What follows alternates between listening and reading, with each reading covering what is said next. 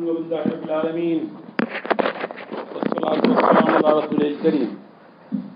قال الله تعالى في القرآن المجيد: أعوذ بالله من الشيطان الرجيم، بسم الله الرحمن الرحيم. لقد كان لكم في رسول الله أسوة حسنة لمن كان يرجو الله واليوم الآخر وذكر الله كثيرا. صدق الله العلي العظيم. رب اشرح لي صدري ويسر لي أمري واحلل عقدة من لساني يفقهوا قولي.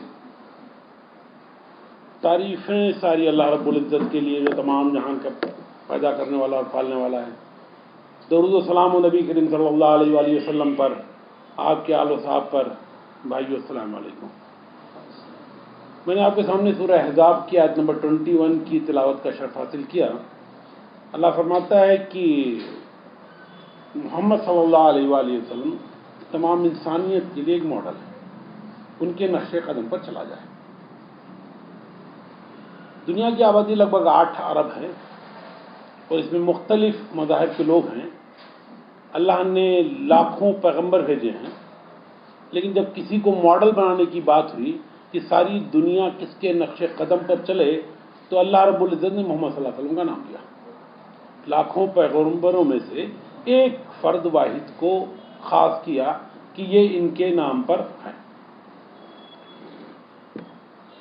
اگر آپ دنیا کی آبادی پر ایک نظر ڈالیں تو سب سے زیادہ آبادی ہے عیسائیوں کی، اور وہ کہیں گے حضرت عیسیٰ علیہ السلام کو ماڈل بنایا جانا چاہیے.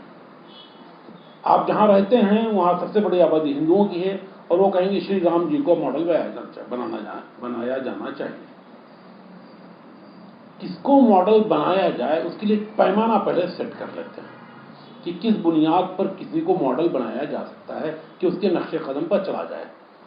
جس شخص کو ہم ماڈل بنانا چاہتے ہیں اس کے اندر 4 صفات ہونا لازمی ہے. نمبر 1، اس کے بارے میں جو کچھ اطلاعات ہوں ہمارے پاس، جو کچھ ہم بات کریں وہ تاریخ ہو، وہ ہسٹری ہو، وہ اسٹوری نہ ہو، وہ حقیقت ہو، وہ کہانیاں نہ ہوں، وہ افسانے نہ ہوں. مطلب حق ہو، سچ ہو، جو کچھ کہی سنی باتیں نہ ہو، تاریخ ہو. تو پہلی شرط یہ ہے کہ وہ شخص جس کے بارے میں بات کریں گے یا جس کو ماڈل بنانا چاہتے ہیں وہ ایک تاریخی شخصیت ہو، اس کے بارے میں ہمارے پاس تاریخ سے، ہسٹری سے انفارمیشن ہو. شرط نمبر 2، اس کے بارے میں ہمیں مکمل معلومات ہو، ماں کی گود سے لے کر قبر کی گود تک اس کی زندگی کے تمام گوشے ہماری آنکھوں کے سامنے روشن ہوں. ایسا نہ ہو کہ زندگی کے کچھ حصے کہیں اور چھپے ہوئے ہوں. آپ نے ایسے بہت سارے لوگوں کے بارے میں جانتے ہوں گے کہ جو آج کسی مندر پر پروہت بن کر یا کسی مزار پر مجاور بن کے بیٹھا ہے، وہ پہلے ڈکیتی کیا کرتا تھا، وہ پہلے شراب پیتا تھا، وہ پہلے چوری کرتا تھا. لہذا ایسا نہ ہو کہ ہم کسی کو ماڈل بنائیں اس کی زندگی کے کچھ حصے چھپے ہوئے ہوں. نہیں، سب کچھ ہماری آنکھوں کے سامنے ہونا چاہیے. شرط نمبر 3، جو شخص ہو جو ماڈل بنانا کا مستحق ہے اس کی زندگی میں اتنی ورائٹی ہو، اتنی مختلف قسم کے انواع ہوں کہ وہ تمام فرد کے لیے سوٹ کرتا ہو. وہ غریب کے لیے، وہ امیر کے لیے، وہ بزنس مین کے لیے، وہ نوکری پیشہ کے لیے، وہ پریشان حال کے لیے، وہ خوشحال کے لیے. وہ جس قسم کی انسان جن حالات سے گزرتا ہے وہ سارے حالات سے وہ گزرا ہو. ورنہ عام طور سے الگ الگ لوگ ہیں، کوئی غریب ہے، کوئی امیر ہے، کوئی پریشان ہے، کوئی خوش ہے، کوئی بزنس کرتا ہے، کوئی نوکری کرتا ہے، کوئی کچھ کر رہا ہے. تو ہر فرد کے لیے الگ الگ ماڈل ہوتا ہے، لیکن ایک ایسا شخص چاہیے جو ان سب کے لیے ماڈل ہو. چوتھی شرط، جو کچھ اس نے کہا ہو وہ سب کر کے دکھایا. ایسا نہ ہو کہ اس نے اچھی تقریریں کی ہوں، اچھے افسانے لکھے ہوں، اچھی شاعری کی ہو، لیکن اس کی عملی زندگی اس سے کوری ہو. تو یہ شخص بھی ہمارے لیے ماڈل نہیں بن سکتا. تو ان 4 میں نے ایک پیمانہ سیٹ کیا آپ کے لیے کہ ان 4 شرطوں پہ جو شخص پورا اترتا ہو وہی اس لائق ہے کہ دنیا کے تمام فرد اس کے نقش قدم پر چلیں. دیکھیے، چونکہ ایک وقت کی لمیٹیشن ہے لہذا ہم اپنی بات صرف حضرت عیسیٰ علیہ السلام، چونکہ ان کے ماننے والوں کی تعداد سب سے زیادہ ہے، اور شری رام جی جن کے ماننے والوں کی تعداد آپ کے آس پاس ہے، ان 2 کو ہی کمپیریزن میں رکھیں گے. ورنہ بات ہمیں آگے تمام نبیوں کا کر سکتے تھے. حضرت موسیٰ علیہ السلام کی جا سکتی تھی، اور بھی دوسرے نبیوں کی جا سکتی تھی، دوسرے بڑے لوگوں کی، مہاتما بدھ کی جا سکتی تھی، لیکن چونکہ بہرحال وقت کو دھیان میں رکھتے ہوئے ہم ان 2 لوگوں پر زیادہ دھیان دے رہے ہیں. سب سے پہلے ہم حضرت عیسیٰ علیہ السلام کی بات کریں گے. دیکھیں، ایک بات کلیئر کر دوں کہ میں مسلمان ہوں، میں تمام نبیوں پر ایمان لاتا ہوں. میں حضرت عیسیٰ علیہ السلام کی بڑی عزت کرتا ہوں، ان کی تکریم کرتا ہوں، ان کو اللہ تعالیٰ کا برگزیدہ نبی مانتا ہوں، ان کو मुजदाती तौर पे पैदा हुए ये मानता हूँ, मतलब मैं उनके बारे में तमाम अच्छी राय रखता हूँ, लेकिन जो कुछ मैं कहने जा रहा हूँ वो हिस्ट्री है। वो एक हिस्ट्री स्टूडेंट होने की हैसियत से मैं आपको तारीख बता रहा हूँ, इससे जर्रा बराबर ये ना समझा जाए कि मैं हज़रत ईसा अलैहिस्सलाम की शान में जर्रा बराबर गुस्ताखी कर रहा हूँ। नहीं, मेरा ऐसा कोई इरादा नहीं और मैं इसका बिल्कुल इस लायक नहीं हूँ। मैं हज़रत ईसा अलैहिस्सलाम की पूरी इज्जत करता हूँ। मैं बात जो कहना चाह रहा हूँ वो जो मैंने एक शर्त रखी थी कि उसकी ज़िंदगी के तमाम पहलू रोशन हो, तो आपको मालूम होगा कि बाइबल के हिसाब से हज़रत ईसा अलैहिस्सलाम की उम्र 33 साल रही इस दुनिया में। कुल 33 ईयर्स उन्होंने गुजारा। 33 ईयर्स में जब वो पैदा हुए, कुरान भी बताता है और बाइबल भी, कि उन्होंने चंद मुजज़े दिखाए, माँ की गोद में कलाम किया, यहूदियों को जो लोग वहाँ मानने वाले थे उनको बताया कि तुम हज़रत मूसा अलैहिस्सलाम की तालीम से किस कदर बिखरे हुए हो, किस कदर परे हटे हुए हो। लिहाजा हज़रत मरियम अलैहिस्सलाम को ये खौफ हुआ कि ये बच्चा जो भी माँ की गोद में है ये यहूदियों को उनकी गलती बता रहा है, तो यहूदी से कत्ल न कर दें। इस डर से हज़रत मरियम अलैहिस्सलाम हज़रत ईसा अलैहिस्सलाम को लेकर के शहर से दूर चली गई। कहाँ गई, क्या किया, कैसे जिंदगी गुजारी, कुछ नहीं पता। जीरो, यानी कि 1 साल तक समझ लीजिए कि माँ की गोद में है, शहर में है, पता है 1 साल से 30 साल तक, 29 साल हज़रत ईसा अलैहिस्सलाम के कैसे गुजरे हैं किसी को नहीं मालूम। वो यूरोप जो सारी दुनिया में खुदाई करके तारीख ढूंढ निकाल रहा है, वो अभी तक हज़रत ईसा अलैहिस्सलाम के 29 साल ढूंढ नहीं सका।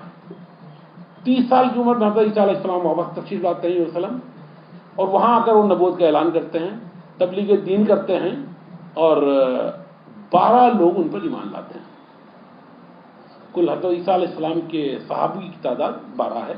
ये 12 लोग ईमान लाते हैं, यानी कि 1 साल से 30 साल तक कहाँ रहे नहीं मालूम है, किस तरह जिंदगी गुजारी नहीं मालूम है। 30 साल की उम्र में वापस आते हैं और वहाँ पर नबूवत का ऐलान करते हैं, तबलीग दीन करते हैं, 12 लोग ईमान लाते हैं, कुछ मुनादरे होते हैं, कुछ बहस मुबाहिसा होता है, अलग अलग मुख्तलिफ किस्म के मौजूदात होते हैं।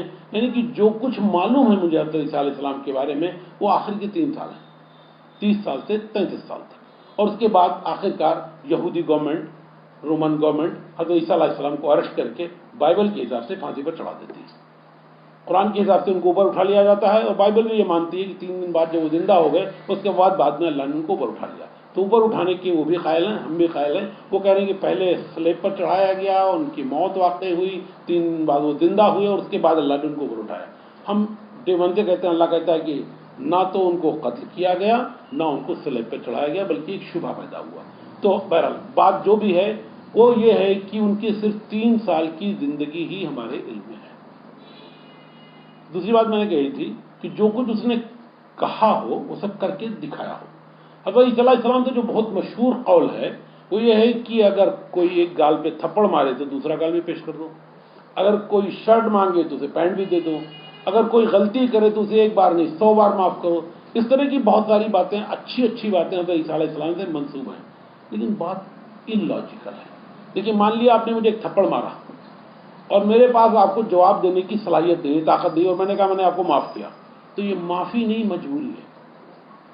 अगर आपने मुझे मारा और मेरे पास मारने का जवाब देने की ताकत नहीं और मैंने कहा मैंने आप माफ़ किया, तो ये माफ़ी नहीं मजबूरी है। माफ़ी तो तब होती कि आपने 1 मारा और मेरे पास 2 मारने की सलाहियत थी और मैंने कहा जाओ, मैंने तुम्हें अल्लाह के लिए माफ़ किया। यानी कि आप इस पोजीशन में हैं कि बदला ले सकते हैं और बदला नहीं ले रहे हैं, तब माफ़ी कहलाएगी। हज़रत ईसा अलैहिस्सलाम को अल्लाह ताला ने कभी हुकूमत नहीं बख्शी, कभी फतेह नसीब नहीं हुई, कभी अपने दुश्मनों पर गलबा नहीं हुआ। लिहाजा माफ़ी का जो तस्वुर उन्होंने दिया है वो माफ़ी प्रैक्टिकल नहीं है। इस्लाम माफ़ी के बारे में क्या बात कहता है कि अगर जुल्म हुआ है तो उसके खिलाफ उतना ही बदला ले सकते हैं, और अगर माफ़ कर दें तो बेहतर है। यानी कि बदला लेने का हक हासिल है। आपने अगर एक मुझे थप्पड़ मारा और मैं सरकार ने मुझे 1 लाख रुपए इनाम दिला दिया, उसका कंपनसेशन, उससे वो सुकून हासिल नहीं होता जो एक थप्पड़ मारकर होता है। लिहाजा इस्लाम इस बुनियादी बात की तरफ कहता है कि अगर बदला लेना चाहो तो बदला लेने का हक हासिल है, माफ़ कर दो तो बेहतर है। लिहाजा बात लॉजिकल होगी। अल्लाह ताला हज़रत ईसा अलैहिस्सलाम के ज़रिए से गलत कानून तो पेश नहीं कर सकता था, ये इन लोगों ने तब्दील कर लिया है। क्योंकि बाइबल जो लिखी गई है वो 260 से 317 के बीच में लिखी गई। 260 ईस्वी में हज़रत ईसा अलैहिस्सलाम के इंतकाल के 260 साल बाद ना तो कोई हज़रत ईसा अलैहिस्सलाम का सहाबी जिंदा था, ना कोई ताबई जिंदा था, ना कोई तबे ताबई जिंदा था। उस वक्त बाइबल लिखी गई। जिन 4 लोगों से बाइबल मंसूब है, इन 4 लोगों ने ना तो कभी हजरत ईसा अलैहिस्सलाम को देखा है, ना उनके सहाबियों को देखा है, ना उनके ताबईन को देखा है। लिहाजा बात कितनी अच्छी होगी, कितनी सही होगी, इस बात का अंदाजा लगाया जा सकता है। एक पादरी से एक बार उन्होंने पूछा कि यार इंजील कहाँ है, ये जो आप दिखा रहे हो ये तो बाइबल है, इंजील कहाँ है? उसने कहा इंजील इज इन इट, इंजील इसके अंदर है। हमने कहा वो कहाँ है? कहा जो रेड लेटर में लिखा हुआ है, वो रेड लेटर्स जो हैं वो अल्लाह के अल्फाज हैं, अल्लाह के कलाम है। वो सारे रेड लेटर को अगर आप इकट्ठा करें बाइबल के, तो मुश्किल से 2-3 सफ़ा बनता है और गैर रब्त जुमले बनते हैं, यानी कि अल्लाह के कलाम को इस तरह से पेश किया गया है कि जिसमें कोई मानी नहीं निकल रहा है। पूरी बाइबल को अगर आप पढ़ेंगे तो सबसे पहले बाइबल के ऊपर टॉप पेज पे अगर आप देखेंगे, फ्रंट पे टॉप पे लिखा होता है स्टैंडर्ड रिवाइज्ड एडिशन। तो बाइबल क्या कह रही है कि ये रिवाइज किया, वो खुद कह रहे हैं। वेटिकन में, इटली में एक शहर है वेटिकन, बल्कि मुल्क ही है पूरा, वहां हर 2 साल में एक कॉन्फ्रेंस होती है जहां पर यह फैसला किया जाता है कि बाइबल के अंदर क्या तब्दीली लानी है, क्या चेंज करना है। तो खुद इस बात का एतराफ़ करने कि हमने इसे चेंज किया है। अगर आप कभी बाइबल पढ़ें तो आपको लगता है कहीं अल्लाह कलाम कर रहा है, कहीं रसूल कलाम कर रहा है, कहीं बादशाह कलाम कर रहा है, कहीं पब्लिक कलाम कर रही है, और कहीं कहीं तो पोर्नोग्राफी भी लिखी हुई है। तो बहरहाल ये बाइबल की हैसियत है। मैंने कहा था तारीख होना चाहिए, तो 250 साल के बाद लिखी जा रही तारीख मशकूक हो गई। हज़रत ईसा अलैहिस्सलाम की जन्म तारीख के बारे में, डेट ऑफ बर्थ के बारे में आपको मालूम होगा कि 25 दिसंबर को उनकी यौम पैदाइश मनाई जाती है। इससे पहले 31 दिसंबर को मनाई जाती थी, उससे पहले 1 जनवरी को मनाई जाती थी, उससे पहले 17 फरवरी को मनाई जाती थी। यानी कि इतनी सारी डेट पिछले 100 साल के अंदर चेंज हुई है। तो कौन सी डेट है पता नहीं। तो हज़रत ईसा अलैहिस्सलाम के बारे में एक तो तारीख पर मशकूक हो गई है, दूसरी बाइबल मशकूक है, बाइबल खुद कह रही है कि हमने रिवाइज किया है, और तीसरा है कि हज़रत ईसा अलैहिस्सलाम की ज़िंदगी के वो बाब जहाँ दूसरों के साथ रिश्तेदारी होती है, कोई बीवी नहीं है, कोई बच्चा नहीं है, कोई भाई बहन नहीं है, कोई रिश्तेदार इस तरह के नहीं, उनके साथ ज़िंदगी कैसे गुजारी जाए, उनके क्या हुकूक हैं, क्या जिम्मेदारियाँ हैं, यह हज़रत ईसा अलैहिस्सलाम की सीरत से नहीं मिल सकता। मैं ये नहीं कह रहा हूँ कि हज़रत ईसा अलैहिस्सलाम, बल्कि हर नबी, हज़रत ईसा अलैहिस्सलाम नहीं, हर नबी अपने वक्त का सबसे बेहतरीन इंसान होता है। मैं ये कह रहा हूँ कि हज़रत अल्लाह रब्बुल इज़्ज़त ने उनकी सीरत की इन औराक को हम तक नहीं पहुँचाया। क्यों? क्योंकि वो कह नहीं रहा है कि ये मॉडल है। वो कह रहा है मोहम्मद सल्लल्लाहु अलैहि वसल्लम के बारे में कि लक़द काना लकुम फ़ी रसूलिल्लाहि उस्वतुन हसना, कि मोहम्मद सल्लल्लाहु अलैहि वसल्लम तुम्हारे लिए मॉडल है। तो हज़रत ईसा अलैहिस्सलाम की ज़ात मुबारका शानदार होने के बावजूद मॉडल बनने की क्वालिफाई नहीं करती। दूसरी बात मैं श्री राम जी की करना चाहूँगा। श्री राम के बारे में आपको मालूम होगा कि मैं अयोध्या का रहने वाला हूँ। तो श्री राम जी के बारे में जब मैंने पहला जॉब ज्वाइन किया बॉम्बे में, तो मेरे बॉस ने एक दिन मुझसे पूछा, यार तुम्हारा कॉलेज तो उस बाबरी मस्जिद के बगल में ही था। हाँ सर। तो तुम्हें पता है कि राम जी वहीं पैदा हुए थे, उसी मस्जिद में? वो IAS ऑफिसर था, मैं ग्रेड 2 में था, तो मैं कुछ बोला नहीं। उसने अपना सवाल को दोहराया। मैंने कहा सर बुरा ना माने, तो एक बात कहूँ आपसे कि अभी तक ये साबित नहीं हो सका है कि राम पुत्र दशरथ नाम का कोई आदमी दुनिया में कभी भी कहीं भी पैदा हुआ है। पहले ये साबित हो जाए, उसके बाद मैं अगला सवाल पूछूंगा कि कहाँ पैदा हुआ था। एक बात मैं आपको 1947 की बात कर रहा हूँ। भारत की आज़ादी के बाद पहली काबीना मीटिंग हो रही है, और श्री महात्मा गांधी जी वहाँ जो जुमला बोल रहे हैं, वो कह रहे हैं देखिए हम आपको राम और कृष्ण का एग्जाम्पल नहीं दे सकते क्योंकि ये तारीखी शख्सियत नहीं है। कौन कह रहा है? महात्मा गांधी। मैं तुम्हें अबू बकर और उमर का रेफरेंस देता हूं क्योंकि ये दुनिया की बड़ी सल्तनत के मालिक थे और इन्होंने फकीराना जिंदगी गुजारी। अगर इनके नक्शे कदम पर चलोगे तो भारत फिर से सोने की चिड़िया बन जाएगा। रेफरेंस किसका दिया जा रहा है? अबू बकर उमर का। और राम और कृष्ण क्यों नहीं दिया जा सकता? क्योंकि वो तारीखी शख्सियत नहीं है। ये कौन कह रहा है? श्री महात्मा गांधी। 2007 की बात है, एक प्रोजेक्ट चल रहा था सेतु समुद्रम प्रोजेक्ट, जो भारत और श्रीलंका के बीच में जो समंदर है उसे गहरा करने का प्रोजेक्ट चल रहा था कि जहाज यहां से गुजरे, पूरे लंका के नीचे से ना जाए, बीच से गुजर जाए, जगह कम हो जाए। उस प्रोजेक्ट के खिलाफ कुछ लोगों ने आवाज उठाई कि भाई ये वो जगह है जहां श्री राम जी ने एक पुल बनाया था, लिहाजा इसे न तोड़ा जाए, इसे गड्ढा न किया जाए। इसके जवाब में भारत सरकार ने 2007 में मद्रास हाई कोर्ट में एक एफिडेविट दाखिल की एफिडेविट में 3 बातें लिखी गई। नंबर 1, रामायण एक मैथोलॉजिकल किताब है, हिस्ट्री नहीं है। नंबर 2, श्री राम एक काल्पनिक व्यक्ति हैं, उनका इतिहास से कोई संबंध नहीं है। नंबर 3, ये जो ब्रिज की बात हो रही है कि ब्रिज बनाया गया, ये किसी इंसान का बनाया हुआ नहीं बल्कि समंदर के थपेड़ों से बनाया हुआ है। ये बात कौन कह रहा है? Archaeological survey of India, Bharat सरकार। अगर हम थोड़ा और तफसील में जाएं तो श्री राम के बारे में जो सबसे मशहूर किताब है या जो सबसे ऑथेंटिक किताब है वो श्री वाल्मीकि जी की रामायण है, जो संस्कृत में है। श्री वाल्मीकि जी का जन्म हज़रत ईसा अलैहिस्सलाम से लगभग 600 साल पहले हुआ था और श्री राम जी का जन्म हज़रत ईसा अलैहिस्सलाम से लगभग 10,000 साल पहले हुआ था। ऐसा वाल्मीकि जी लिख रहे हैं अपनी किताब में। तो वाल्मीकि जी से ये पूछा गया कि आपने लिखा कैसे? अगर राम जी 10,000 साल पहले हैं आपसे, तो आप उनके बारे में कैसे लिखे? इन्होंने कहा, देखिए, राम जी यानी भगवान मेरे सपने में आए और उन्होंने जो बताया मैंने लिखा। मतलब ये हुआ कि रामायण श्री वाल्मीकि जी का सपना है। 1995 के आसपास की बात है, दूरदर्शन पे एक सीरियल आता था जिसका नाम था रामायण। 95 के आसपास की, 85 के आसपास की बात है, 85 की बात है। तो उस सीरियल में कभी कभी क्या होता था, उस सीरियल को रोक करके एक मैसेज लिखा जाता था कि ये कहानी मैंने तेलुगु रामायण से ली है, ये कहानी मैंने कन्नड़ रामायण से ली है, ये कहानी मैंने हिंदी रामायण से ली है, ये कहानी मैंने बंगाली रामायण से ली है। मतलब श्री वाल्मीकि जी की संस्कृत रामायण में वो कहानी मौजूद नहीं है। तो असल किताब कौन सी है? वाल्मीकि जी की, जो लगभग ईसा अलैहिस्सलाम से 600 साल पहले हैं। बाकी जितनी रामायणें मौजूद हैं बंगाली रामायण को छोड़ करके, तमिल, तेलुगु, कन्नड़, मराठी, ये सब 500 साल पुरानी है, यानी कि सब मुगलों के दौर में लिखी गई हैं। तो इनकी ऑथेंटिसिटी के बारे में हम अंदाजा लगा सकते हैं कि सब अभी लिखी गई हैं। इनमें इस तरह की कहानियां हैं जो एक दूसरे से मुतजाद हैं। एक कहानी मैं आपको वाल्मीकि रामायण से सुनाता हूं। श्री राम जी जब जंग फतेह कर चुके लंका और सीता जी उनकी तरफ दौड़ी उनसे मिलने के लिए, जैसे आपने देखा होगा फिल्मों में हीरोइन दौड़ कर आती है मिलने के लिए, तो राम जी ने सीता जी को रोका।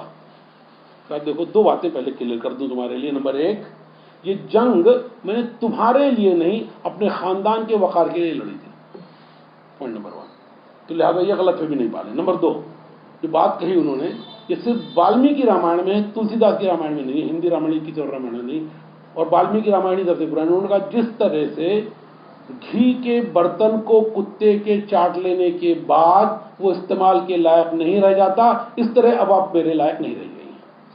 ये कौन कह रहा है? श्री राम जी। किसके बारे में? श्री सीता जी के बारे में। सीता जी को अपनी सफाई, अपनी पाकी साबित करने के लिए अग्नि परीक्षा देनी पड़ी, आग में जाकर अपनी पाकी को साबित किया उन्होंने। हमें सीता जी की पाकी पर कोई ऑब्जेक्शन नहीं है। मुझे प्रॉब्लम श्री राम जी से है कि भगवान होते हुए तुम्हें पता क्यों नहीं चला कि सीता जी पाक हैं। सिमिलर केस हुआ है हज़रत आयशा रज़ियल्लाहु ताला अन्हा से। सिमिलर केस है हज़रत आयशा का। नबी करीम सल्लल्लाहु अलैहि वसल्लम ने क्या फरमाया? ऐ आयशा, अगर तुमसे गलती हो गई है तो तौबा कर लो। बहुत सिंपल सा स्टेटमेंट है, अगर तुमसे गलती हो गई है तो तौबा कर लो। अम्मा आयशा फरमाती है कि 2 दिन तक ये सुनने के बाद न मैं सोई न मेरे आंसू रुके। बात भी कुछ इस तरह की है कि एक आदमी जो रसूलुल्लाह है वो ये कह रहा है अपनी बीवी के कि अगर गलती हो गई तो तौबा कर लो। यानी कि वो 2 बातें क्लियर कर रहा है कि नंबर 1 मैं खुदा नहीं हूं, नंबर 2 मैं इल्म गैब नहीं रखता। बात बड़ी सिंपल सी, स्ट्रेट फॉरवर्ड। और जो रिएक्शन होना चाहिए था हज़रत आयशा का वही हुआ, और आखिरकार अल्लाह ताला ने उनकी पाकी कुरान में जिक्र किया, तब जाकर के कंफर्म हुआ कि हज़रत आयशा पर इल्जाम जो लगाया वो झूठा है। तो नबी करीम सल्लल्लाहु अलैहि वसल्लम ने तो सिंपल स्टेटमेंट दिया कि इंसान होने की हैसियत से ना तो मैं खुदा हूं ना मेरे पास इल्म गैब है। तो बहरहाल जो बातें मैं राम जी के बारे में और करूं या किसी और के बारे में करूं तो मेरा खाली वक्त का जाय होगा। अब मैं अपने असल मुद्दे पे आ जाता हूं कि मैं कह रहा हूं कि लक़द काना लकुम, तुम सबके लिए मॉडल कौन है? मोहम्मद सल्लल्लाहु अलैहि वसल्लम। अब ये 4 शर्तें मैंने आपके सामने रखी थी, इन चारों पैमानों पर मैं मोहम्मद सल्लल्लाहु अलैहि वसल्लम को जांचने की कोशिश करता हूं। नंबर 1 मैंने कहा था कि तारीख होनी चाहिए, हिस्ट्री होनी चाहिए, स्टोरी नहीं। محمد صلی اللہ علیہ وسلم کی ہسٹری سب سے پہلے قرآن کریم بیان کرتا ہے. قرآن کہتا ہے یا ایھا الرسول بلغ ما انزل الیک من ربک، اے رسول جو کچھ بھی میں نے آپ پر نازل کیا وہ سب کو بتا دیجیے. دوسری بات حدیث کے تعلق سے، جتنے لوگ بیٹھے ہیں یہاں پر کسی کے اندر اتنی ہمت نہیں ہے کہ وہ اپنی بیوی بچوں سے یہ کہہ دے کہ میں جو کچھ گھر پہ کرتا ہوں وہ سب کو بتا دوں. کسی کے اندر اتنی ہمت موجود نہیں ہے کہ وہ اپنی بیوی بچوں سے یہ کہہ دے کہ مجھے جو بھی کرتا ہوا دیکھو گھر پر وہ سب پبلک کو بتا دو. محمد صلی اللہ علیہ وسلم جن کے پاس 9 یا 11 بیویاں تھیں، یہ جملہ کہا انہوں نے اپنی بیوی بچوں سے، جو کچھ میں کرتا ہوں، جو کچھ مجھے کرتے ہوئے دیکھو وہ ساری دنیا کو بتا دو. یعنی محمد صلی اللہ علیہ وسلم کے بارے میں کچھ بھی چھپا نہیں رہ جا سکتا. 10-11 بیویاں ہیں اور وہ تمام باتیں بیان کر رہی ہیں. اسی لیے محمد صلی اللہ علیہ وسلم کی ذاتی زندگی کے بارے میں انکلوڈنگ سیکس لائف کے بارے میں ہمارے پاس ساری انفارمیشن ہے.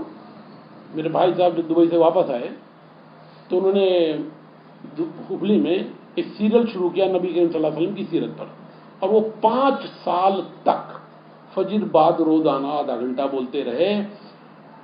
1000 گھنٹے کا سیریل ہے. اور میں نے ان سے ایک دن پوچھا کہ بھیا کمپلیٹ ہو گئی سیرت؟ کہا نہیں بھی کمپلیٹ نہیں ہوئی. تو 1000 گھنٹہ بولنے کے بعد وہ کہہ رہے ہیں کہ سیرت مکمل نہیں ہوئی. 100 گھنٹہ تو میں بھی بول سکتا ہوں لیکن سیرت مکمل نہیں کر پاؤں گا. تو نبی کریم صلی اللہ علیہ وسلم کے میں کہنا یہ چاہ رہا ہوں کہ اتنی انفارمیشن موجود ہے ہمارے پاس رسول اللہ صلی اللہ علیہ وسلم کے بارے میں، اتنی اطلاعات ہیں. تو پہلی بات ہسٹری کی آئی قرآن. دوسری بات ہسٹری کی، مسلمانوں نے ایک فن ایجاد کیا جسے بولتے ہیں اسماء الرجال. یہ حدیث کی کتابوں کو لکھنے کا، آپ کو معلوم جب کوئی حدیث آپ پڑھتے ہیں تو اس میں 3-4 لوگوں کے نام آتے ہیں کہ فلاں نے فلاں سے سنا، فلاں نے فلاں سے سنا، اور اس کے بعد اس نے رسول اللہ سے سنا، اور انہوں نے حضرت جو آپ کے امام بخاری یا امام مسلم انہوں نے لکھا. تو بیچ میں 3-4 لوگوں کا ذکر آتا ہے. ان کو بولتے ہیں روایت حدیث. یہ راوی حدیث کی جو ہیں راوی ہے. لگ بھگ 1 لاکھ حدیثیں ہیں صحیح حدیثیں. لگ بھگ 5 لاکھ راوی ہیں. مسلمانوں نے 5 لاکھ لوگوں کی ہسٹری لکھی ایک رسول اللہ صلی اللہ علیہ وسلم کی ہسٹری کو کنفرم کرنے کے لیے، ان کے بارے میں مکمل معلومات دینے کے لیے کہ جو شخص بیان کر رہا ہے اس کا خود کا کریکٹر کیسا تھا. ان 5 لاکھ لوگوں کی ہسٹری لکھی گئی. تو نبی کریم صلی اللہ علیہ وسلم کی ہسٹری بیان ڈاؤٹ ہے. آخری جملہ کہہ کے بات ختم کر رہا ہوں کہ جو لوگ قرآن کو اللہ کی کتاب نہیں مانتے وہ بھی یہ ماننے کے لیے مجبور ہیں کہ یہ وہی کتاب ہے جسے محمد صلی اللہ علیہ وآلہ وسلم نے دنیا کے سامنے اللہ کی کتاب کی حیثیت سے پیش کی تھی. یعنی کہ کتاب کی آتھنٹسٹی میں کہیں کوئی ڈاؤٹ نہیں ہے. 1975 کی بات ہے میرا خیال، اٹلی میں ایک کانفرنس ہوئی جہاں پر یہ کہا گیا کہ چلو چیک کرتے ہیں کہ قرآن میں اب تک کیا تبدیلیاں ہوئی ہیں. اور انہوں نے دنیا کے ہر بر اعظم سے، ہر کانٹیننٹ سے ایک قرآن اٹھائی اور ہر 100 سال کے ڈفرنس سے اٹھائی. 1400 سال ہو گئے، ہر کانٹیننٹ سے 14 کتابیں ہر 100 سال کے بعد کی پرنٹ، اور اس کو کمپیوٹر میں ڈال کے انالیسس کر لیا انہوں نے کہ کیا چینجز آئے ہیں. وہ سارا کرنے کے بعد انہوں نے کہا کہ 3 چینجز آئے ہیں. وہ 3 چینجز انہوں نے بتایا کہ ایک جگہ زبر تھا اب زیر ہے، پہلے پیش تھا اب زبر ہے. اس طرح سے زبر زیر کے انہوں نے 3 ڈفرنسز بیان کیے. بیوقوفوں کو یہ نہیں معلوم ہے کہ جو اوریجنل کتاب ہے قرآن کریم، جو حضرت عثمان رضی اللہ تعالیٰ عنہ کی سائن کے ساتھ آج بھی موجود ہے دنیا میں، اس میں کوئی زبردست نہیں ہے. عرب جب قرآن لکھتا ہے، عرب جب عربی لکھتا ہے تو اس میں زبردست نہیں ہوتا ہے. یہ زبردست ہمارے لیے لگایا گیا کیونکہ ہم کو عربی نہیں آتی.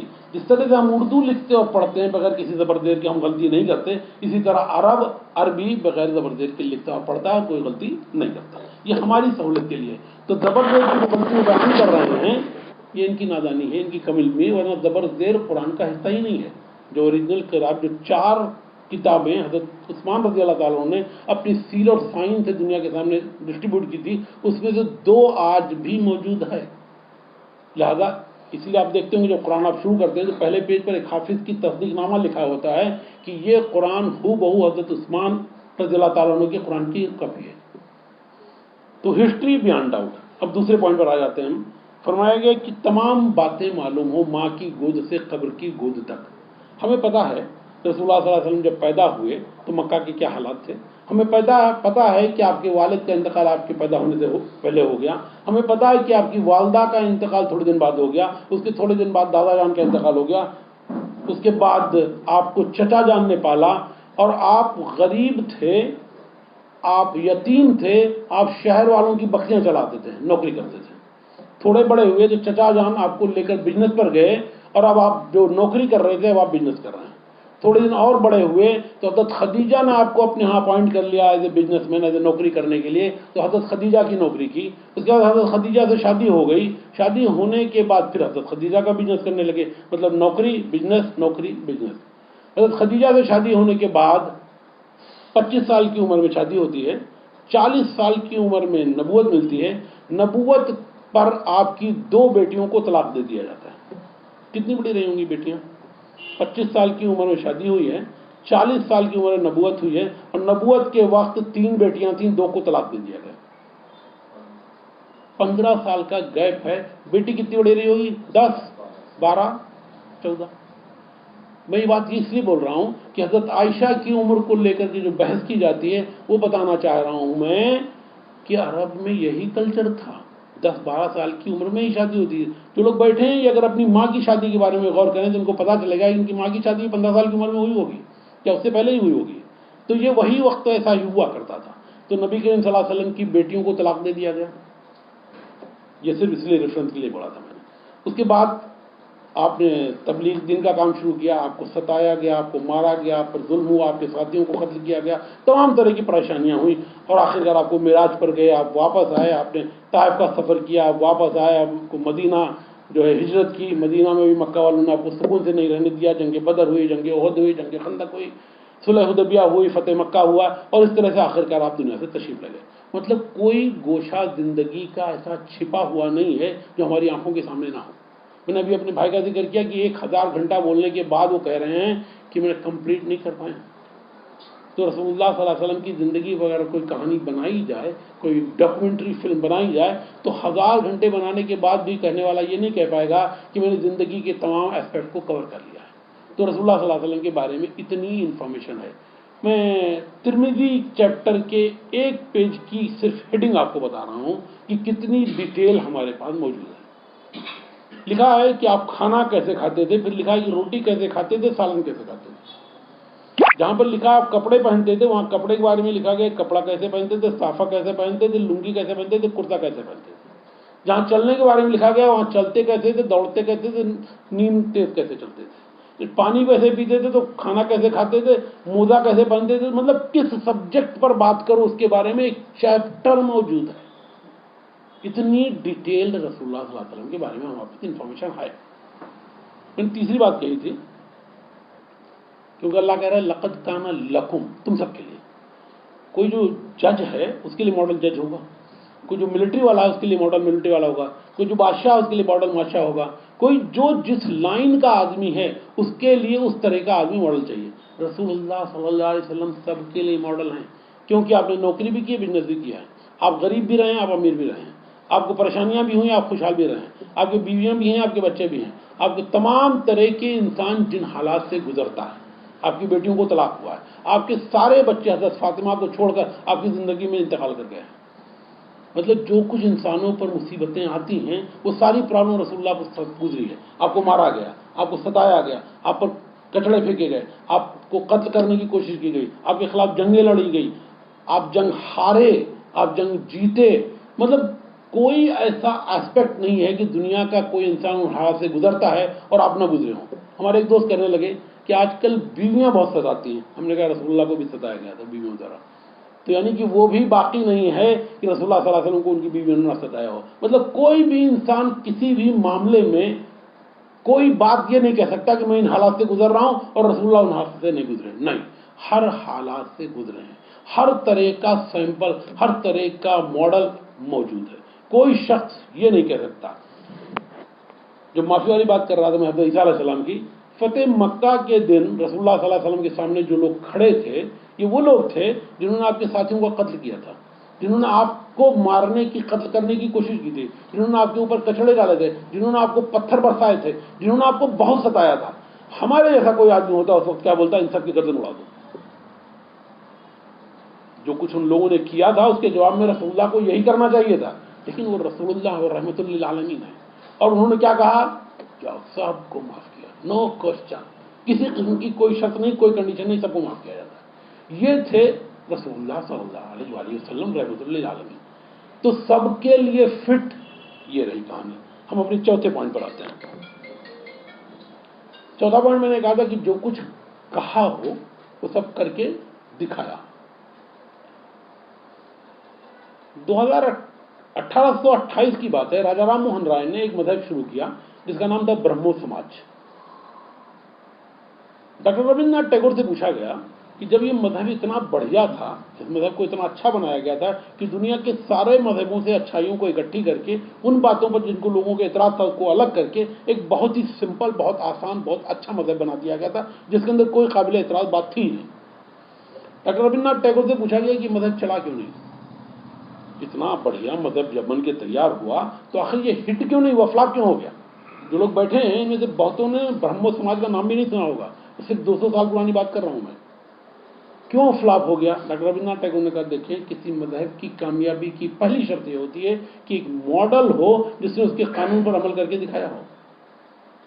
کیونکہ کوئی ماڈل موجود نہیں تھا، کوئی نبی موجود نہیں تھا جس نے اس قانون پر عمل کر کے دکھایا ہوتا، اس لیے مذہب فلاپ ہو گیا. نبی کریم صلی اللہ علیہ وسلم نے کیا کہا؟ جو کچھ کہا وہ کیا. قرآن کہتا ہے یا ایھا الذین آمنوا لما تقولون ما لا تفعلون. وہ بات کہتے کیوں ہو جو کرتے نہیں ہو. اما عائشہ رضی اللہ تعالیٰ عنہ سے پوچھا گیا کہ رسول اللہ صلی اللہ علیہ وسلم کا کریکٹر کیسا تھا؟ کہا کان خلقہ القرآن. آپ کا کریکٹر قرآن کریم تھا. مطلب جو کہتا ہے قرآن کرو وہ کرتے تھے، اور جو قرآن کہتا ہے نہیں کرو وہ نہیں کرتے تھے. چلتا پھرتا قرآن تھے. دیکھیے اللہ ہماری ہدایت کے لیے ایسا بھی کر سکتا تھا کہ قرآن پرنٹ کر کے ہر گھر پہ ہوم ڈلیوری کرا دیتا.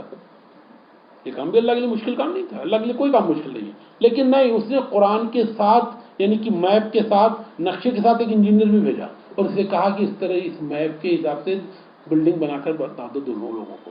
تو رسول اللہ نے قرآن پر عمل کر کے دکھا دیا کہ قرآن کو سمجھا کیسے جائے گا، اس پر عمل کیسے کیا جائے گا، اس پر ایگزیکیوشن کیسے ہوگا. تو رسول اللہ صلی اللہ علیہ وسلم وہ انجینئر تھے جو قرآن کے نقشے کے مطابق زندگی گزار کر دکھا دیا. ہمارے ساتھ پرابلم کیا ہے؟ ہم کچھ باتیں قرآن کی مانتے ہیں، کچھ باتیں نہیں مانتے. ہم مانتے ہیں کہ نماز پڑھو، ہم مانتے ہیں کہ روزہ رکھو، ہم نہیں مانتے جہاں لکھا ہے کہ جھوٹ نہیں بولو. ہم نہیں مانتے اس بات کو جہاں کہا جاتا ہے دھوکہ نہیں دو. ہم نہیں مانتے اس بات کو جہاں کہا جاتا ہے چیٹنگ نہیں کرو. یعنی کہ ہم کچھ باتیں مانتے ہیں، کچھ نہیں مانتے. رسول اللہ نے کیا کہا تھا؟ لما تقولون ما لا تفعلون. جو کہو وہ کرو. تو رسول اللہ صلی اللہ علیہ وسلم کی زندگی پر ایک نظر ڈال کر دیکھیں آپ، تمام وہ باتیں جو آپ نے کہیں وہ سب کر کے دکھائیں. کوئی ایسا ایک کیس نہیں، جیسے آپ نے کہا جھوٹ نہیں بولو فار ایگزامپل، 63 سال اس دھرتی پر رہے، کوئی ایک کیس، کوئی ایک واقعہ، کوئی ایک انسیڈنٹ، کوئی ایک موقع نہیں. دیکھیں آپ میرے دوست ہیں، آپ میری تعریف کریں تو یہ نارمل سی بات ہوئی. کمال تو تب ہے جب دشمن تعریف کرے. کمال تو تب ہے جب دشمن تعریف کرے. دوست کی تعریف کوئی قابل اعتبار بات نہیں ہے. رسول اللہ صلی اللہ علیہ وسلم نے جب نبوت کے لیے بادشاہوں کو خط لکھا تو ایک بادشاہ، رومن بادشاہ کو خط بھیجا. تو رومن بادشاہ نے کہا بھائی عرب سے کوئی تاجر موجود ہے اسے بلایا جائے، اس سے پوچھا جائے. اتفاق سے ابو سفیان وہی موجود تھے، ان کو بلایا گیا. ان سے پوچھا کہ بھائی آپ جانتے ہیں محمد صلی اللہ علیہ وسلم کو، یہ جو جنہوں نے نبوت کا دعویٰ کیا ہے، جو خط بھیجا ہے، جنہوں نے اپنے دین پر مجھے دعوت دی ہے؟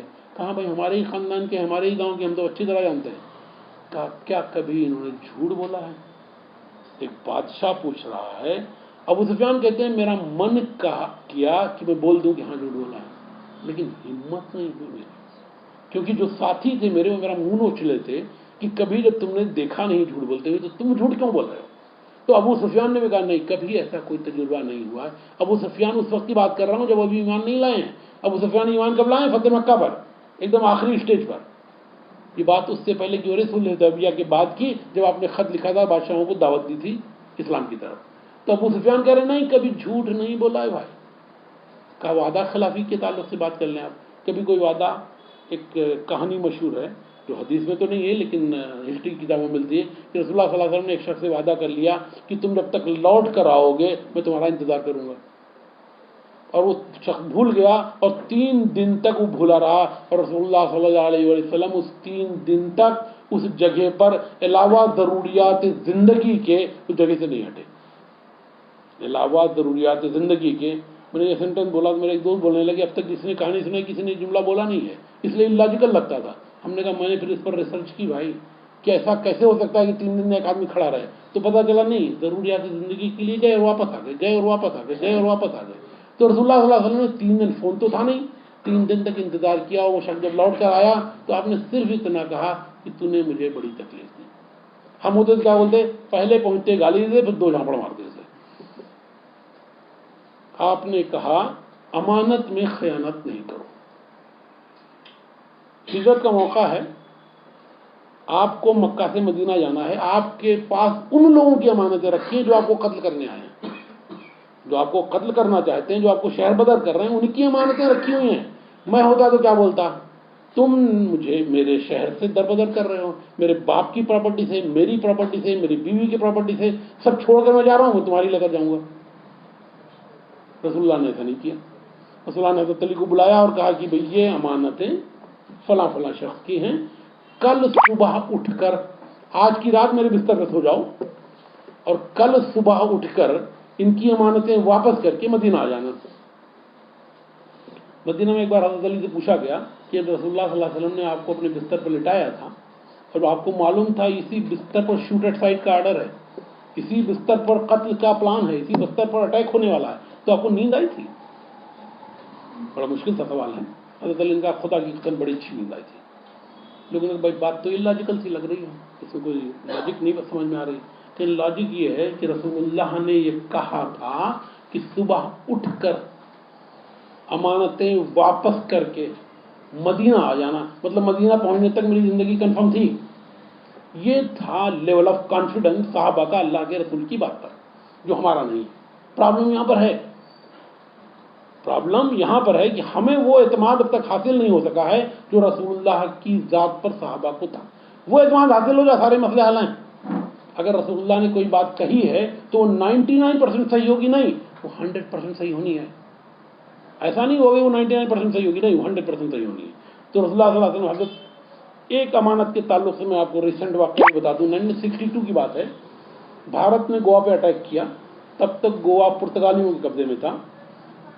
جب پرتگالی گوا چھوڑ کر بھاگنے لگے تو بینک کے لاکروں میں رکھے ہوئے پبلک کے زیورات لے کر بھاگے. امانت کس کی تھی؟ پبلک کی تھی، ان کی نہیں تھی. لے جانے کا کوئی حق حاصل نہیں تھا. بات یونائٹڈ نیشن کورٹ تک گئی ہے اور فائنل ججمنٹ وہاں سے آیا، لیکن وہ تو لے کر بھاگے. کون لوگ تھے؟ جو اپنے آپ کو چیمپئن، ہیومن رائٹ چیمپئن کہتے ہیں، یہ ان کا کرتوت ہے. رسول اللہ صلی اللہ علیہ وسلم نے کیا کیا تھا؟ یہ اور بات ہے کہ آج ہم بھی وہی سب کر رہے ہیں. رسول اللہ کا اگزامپل ہے ہمارے پاس، ہمارے اپنا خود کا کوئی اگزامپل ہمارے پاس موجود نہیں ہے. تو امانت کے تعلق سے یہ ہے رسول اللہ کا، مطلب ہم کس لائن پر بات کریں، رسول اللہ کی زندگی کے کس گوشے پر روشنی ڈالیں. جو کچھ ہے نہایت تابناک، نہایت شاندار، نہایت بڑھیا. تو رسول اللہ صلی اللہ علیہ وسلم ان چاروں شرطوں پر کہ انسان کے بارے میں جو اطلاعات ہوں، تاریخ ہو، ہسٹری ہو، اسٹوری نہ ہو. نمبر 2 اس کے بارے میں مکمل معلومات ہو. نمبر 3 وہ سب کے لیے آئیڈیل ہو، ہر گروپ کے لیے اپیل کرتا ہو. اور نمبر 4 جو کچھ اس نے کہا ہو وہ سب کر کے دکھایا ہو. ان چاروں پیمانوں پر صرف ایک ہی ہستی ہے اس کائنات میں جو ان شرطوں پر پوری اترتی ہے، اور وہ ہے محمد رسول اللہ صلی اللہ علیہ وسلم. اب ہمارے لیے کیا آپشن ہے؟ ہمیں کیا کرنا چاہیے؟ ہمارا دعویٰ یہ ہے کہ ہم عاشق رسول ہیں. ہمارا دعوے داری ہے نا. عشق کی پہلی شرط کیا ہوتی ہے؟ محبت کا تقاضا کی پہلی شرط یہ ہے کہ جس سے محبت کی جائے اس کی بات مانی جائے. اور اگر بات نہیں مانی جا رہی ہے تو محبت جھوٹی ہے. چاہے جس سے آپ نے محبت کا دعویٰ کر رکھا ہو، اس کی خواہش کا احترام نہیں کیا جا رہا ہے، اس کی بات نہیں مانی جا رہی ہے، تو محبت جھوٹی ہے. ہم دعویٰ یہ کر رہے ہیں کہ محمد صلی اللہ علیہ وسلم ہمارے نبی ہیں، اور یہ بھی دعوے داری ہے کہ رسول اللہ اپنی امتیوں کو بچائیں گے. لیکن بھائی امتی ہونے کے لیے یا کوئی بھی رشتہ قائم ہونے کے لیے دونوں پارٹیوں کا قبول نامہ ضروری ہوتا ہے. آپ نے نکاح میں دیکھا ہوگا ایک ایجاب ہوتا ہے، پھر ایک قبول ہوتا ہے. آپ نے ایگریمنٹ میں دیکھا ہوگا کہ ایک پرپوزل ہوتا ہے، پھر ایک ایکسیپٹنس ہوتا ہے. ایگریمنٹ اس طرح سے بنتا ہے. تو یہ ایگریمنٹ اس طرح سے بنتا ہے کہ دونوں پارٹیاں اتفاق کریں. ہم نے اعلان کیا کہ محمد صلی اللہ علیہ وسلم ہمارے نبی ہیں. رشتہ تب قائم ہوگا امتی کا جب محمد صلی اللہ علیہ وسلم بھی اعتراف کریں کہ تم ہمارے امتی ہو. محمد صلی اللہ علیہ وسلم کیا کہہ رہے ہیں؟ من غصہ فلیس منا، جو دھوکہ دے وہ میرا آدمی نہیں ہے. آپ نے نکاح کی محفل میں ایک حدیث سنی ہوگی، فمن رغب عن سنتی فلیس منی، جس نے ہمارے طریقے سے اعراض کیا، جو ہمارے اسٹائل پر نہیں، جو ہمارے نقش قدم پر نہیں ہے، وہ ہمارا آدمی نہیں ہے۔